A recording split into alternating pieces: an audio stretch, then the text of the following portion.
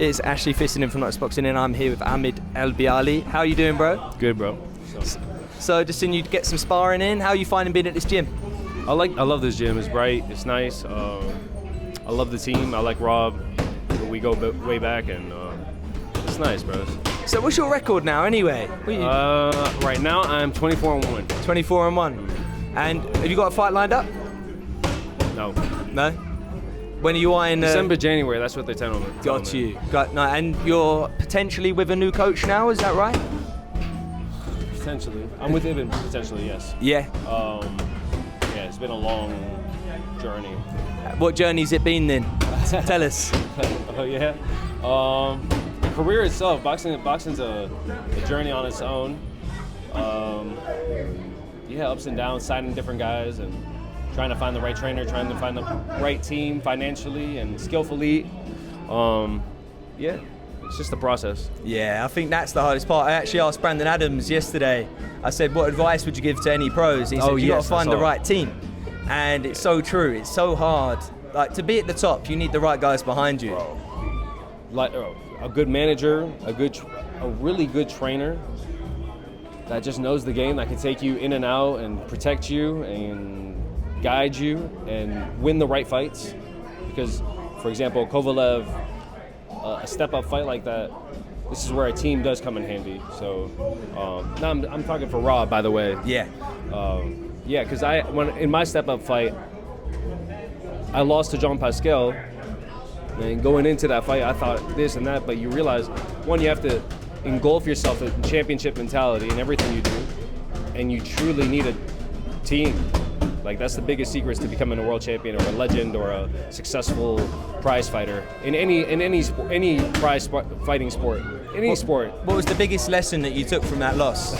From being you got to be a champion. You got to live your life as a champion. You have to embody a championship mindset. You have to embody being a champion before you're a champion. Mm-hmm. Eat, sleep like a champion, everything. Mindset. Bro, you gotta fuck like a champion. You gotta do every single thing like a champion. Mm-hmm. It's not about right or wrong, it's alignment with what you want in life. Mm-hmm. So you're going in the right direction to some big fights. Who would you say is the top three in your division right now?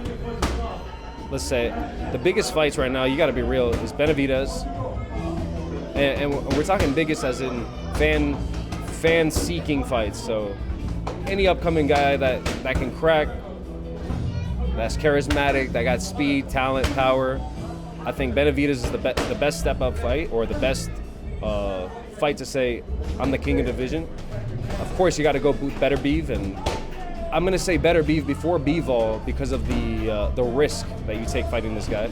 And then, of course, the king of the division, Bivol. Mm-hmm. You know, even though he's third in the line, but he's still the best is last, you know, the best. Yeah. So have you sparred any of these guys? I've been offered to, no, I didn't. I sparred a lot of great fighters. Who have you sparred? So many. Canelo, Andre Ward, Badu, Caleb, Edison Miranda, so many, Andy Lee, Dominic Dalton, I don't know, there's so many guys. Everyone. What was it like sparring Canelo? Canelo's a legend. He really is. He's a legend of the sport, and he has a champion mindset. He's embodied being a legend. He just, when you look in his eyes, when you talk to him, when you hear his voice, everything, the way he walks, the way he eats, he's a champion. So. What did you learn when you was in his camp? Be like Canelo, you got to be a champion. From the inside out. Was there any other takeaways? Was there anything technically that you saw that you liked? Yeah. Skill for skill, he's pound for pound the best, in my opinion. Does Crawford or other guys like Crawford have tools that they can bring to the table and add some factors to the game? Yeah, but Canelo skillfully, just punch technique, defensive technique, balance, waist movement, head movement. It's beautiful. It's like a perfected, in my opinion, it's a perfected Roberto Duran. And Roberto Duran is like the best, bro. So he's really perfected just modern day boxing. Is it safe to say you got Canelo tomorrow? I do. I do, but I say you never know with someone like Bud because he's a special man. You could see it in his eyes. He really is coming to win. Very modest guy. They're both very modest. It's crazy to say it's a 50-50 fight. Yeah. Bud's already got a watch saying 42-0. He's engraved the Rolex. I saw the Rolex. Yeah. Good for him, man. He's what is that? Manifestation. I believe he can do it. Mm-hmm. We're living in a world right now where all possibilities are possible. And every great goes up and down in weight. You look at history. It doesn't matter if you put on goosebumps. Yes, every great goes up and down in weight. And unfortunately, if Canelo does lose, it's going to take away from his career. But in reality, come on, he's facing the best. He's putting his legacy on the line to fight Bud. It is that. Canelo doesn't need to fight anybody. It seems like beforehand it was a high-risk, low-reward fight for him with Bud moving up in weight. There's a lot of excuses. And obviously he was hesitant at first, but being paid over $100 million, being in one of the biggest fights this year and the next few years. The publicity for this fight, too, is ridiculous, especially with this Turkey and these guys getting involved. They're really adding a lot of flair to the spice of this. So cool. I saw you at the open workouts. Obviously, You've been watching the events. Are you loving how they're making boxing like more red carpet, more fame? Obviously, they're leveling it up where they're giving boxers, I feel like, the respect they deserve. Yes, they're giving boxing this corporate sports industry status, like Premier League soccer, NFL, NBA. It's time for us to receive that sort of recognition. We're, you know this. I think this is a British quote. What is it? Boxing is a sport of brute men or royal men fighting brutally versus brute men being royal. Boxing is a royal sport. It's been around. It's a sport. That's what differs it from MMA. Yes, MMA is, you got John Jones, you got Pereira, you got these guys. Yeah, in the street fight, these are the best fighters in the world. Now, skill for skill, as boxers, we don't care about fighting in the street. We are athletes, modest, respectful. We got flash, we got style, and because we're so limited to our hands, we have to get, each fighter has to find some sort of nice little touch that they can give their style, and that's the beauty of boxing. With MMA, you can casually hide your deficiencies, or you can hide it because there's so much going around. But with boxing, you're limited to this. You're limited to head movement. The average Joe notices everything because it's so perfected. And it's a game of inches as well. The best fighters are rolling shots. Like even when Canelo fought Golovkin, rolling with the shots and everything. To master that, to know what's coming every time, it is the sweet science. It is. It's a sweet science. It's a spiritual art. It's a modern art. It gets you. If you're a woman that wants to be a fighter or a fighter, you're gonna become a better woman. If you're a man, you're gonna become a better man. If you're spiritual, you're gonna be more spiritual. If you're healthy, you're gonna be more healthy. Boxing is an incredible sport. Yeah, just the discipline, the sacrifice. You have to treat your body like a well-oiled machine. Whereas people that do other sports, they can get away with drinking on the weekends. They can get away with all these things. In boxing, if you do that, you're already mentally losing. You're physically losing. You can't cut corners. Yes, boxing it's a game of inches. We know that in the ring, but in real life, it's a game of inches as well. It's a game of like dust. Anything could affect us. We as humans are super easily, we're sensitive, but our bruteness, our big heads, we think we can do anything, but boxing humbles us. Boxing humbles us fighters. It gives us also the power to say, wow, we're capable of it all, because it falls on our shoulders. Everything's up to us. We are in charge of our world. How we fight, how we take care of ourselves, everything. What would you say is the biggest sacrifice you've made so far in your career? Biggest sacrifice? Everything, dude. I've sacrificed personal life. I've sacrificed, I haven't sacrificed. I've dedicated my life to boxing. Along the way, I've had times where I've had to step aside, take a break for my personal mind and body and spirit. But in the end of the day, since I believe I created this life. I believe I put boxing in my life before I was even born. Boxing is unfortunately everything that I am. And how far away do you think you are from a world title shot?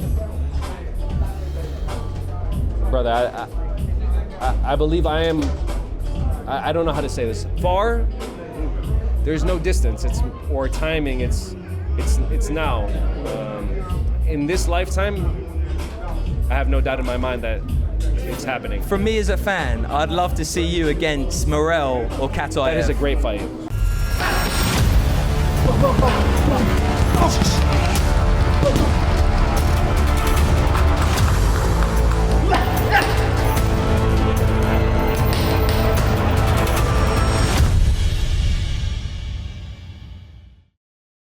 Especially their fight Kataev, was so yes. good. I actually thought Kataev won that fight. Yes. But they are good fights. Yes. Like the styles as well, I think that would be good. I think Morel stands in front of you. He's a southpaw. He's a dangerous fighter, but he's a great fighter. And in my world, I just want to fight them. I treat boxing like Dragon Ball Z. You know Dragon Ball Z? You know that shit? It really is just fun. You gotta go compete. You gotta go put yourself out there, be with the best, and come out saying, I'm the best boxer in the world. I don't want to be the best fighter. I don't want to be the hardest puncher, but I'm the best boxer in the world, and that's the most important thing. How have you found it? Have you ever had like friendships with fighters and then you potentially had to fight them? And because I feel like where you're on the circuit with so many people, you get to know them, and before you know it, it's announced. Because boxing guys, most boxing guys are pretty nice guys. Even the douchebags are nice guys. They're just trying to sell tickets. They're just trying to sell tickets, and they're trying to protect themselves. They're trying to make money, feed their family, and at the same time, we don't want to get hit in the head, so we got to hit you before you hit me. So it's hard. Me and Rob used to be in the same weight class. We used to go at it, and then sometimes we'd like, but then you realize sometimes your worst enemy is your best friend, and vice versa. Sometimes your best friend is your worst enemy. And that's the best thing to do in a situation like that, is keep them real close to you and help each other get better.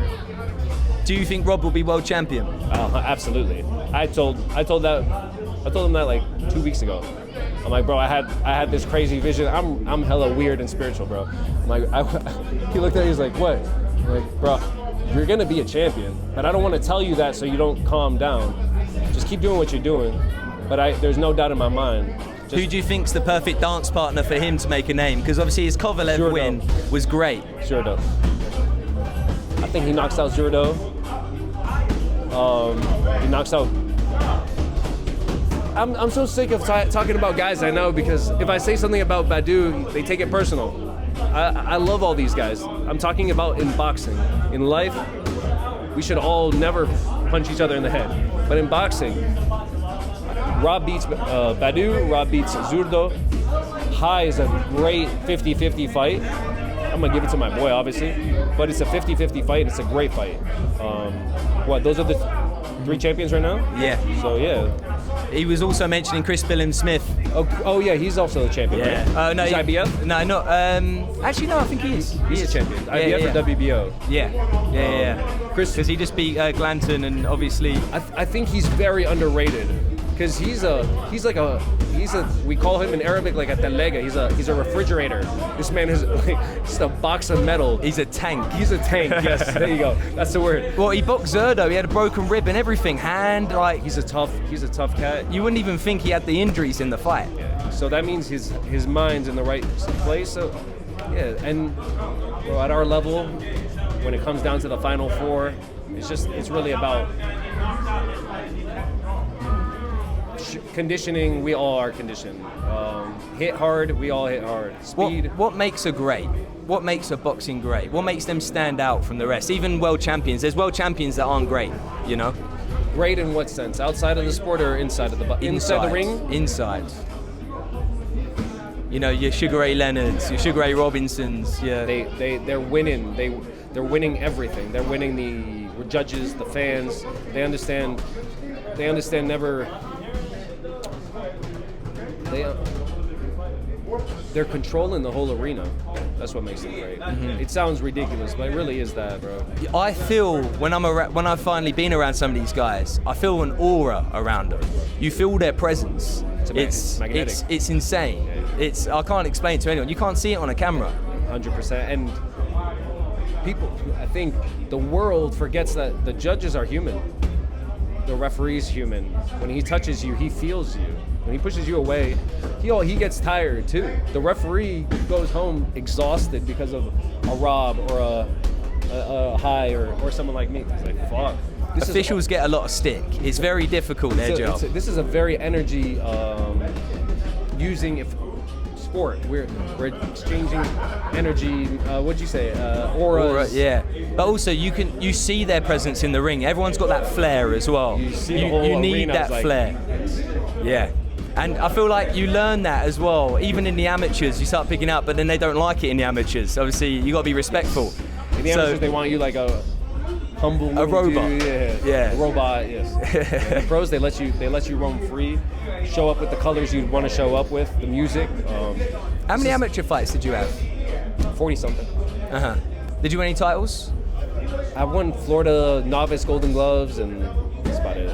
Nice. And what was it like growing up over there? I sparred a lot of pros growing up. I sparred a lot of pros growing up, like Miguel Cotto, just so many guys as a kid. I was like 16.